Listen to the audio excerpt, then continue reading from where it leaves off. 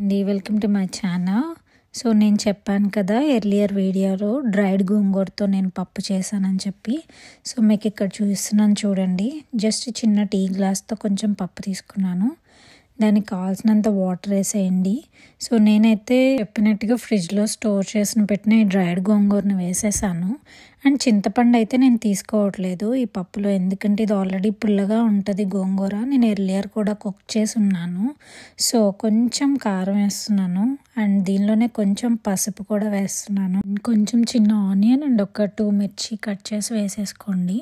So మూత పెట్టేసుకొని whistles రానివ్వండి, ఎందుకంటే గోంగూరకి ఎక్కువ టైం పడుతుంది. సో కొన్ని విజిల్స్ అయితే ఎక్కువ రానివ్వండి. ఇక్కడ చూడండి ఫైనల్గా నేను మూత తీసేసిన తర్వాత నార్మల్ ఆకులు వేసినప్పుడు ఎలా ఉంటుందో చూడండి, అలాగే కనిపిస్తున్నాయి కదా. మొత్తం కుక్ అయిపోయింది మంచిగా. నేనైతే ఒక 6 to 7 విజిల్స్ రానిచ్చాను, ఎందుకంటే ఎక్కువ టైం పట్టింది నాకు కుక్ అవడానికి.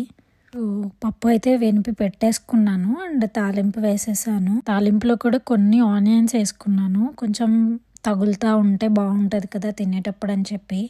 సో ఫైనల్గా ఇదండి నా గోంగూర పప్పు. మీరు కూడా ట్రై చేయండి, చాలా టేస్టీగా ఉంది. హోప్ మీ అందరికీ ఇది ఇన్ఫర్మేటివ్ అండ్ నచ్చుతుంది అనుకుంటున్నాను. So please share my channel, please subscribe it. Thank you for watching.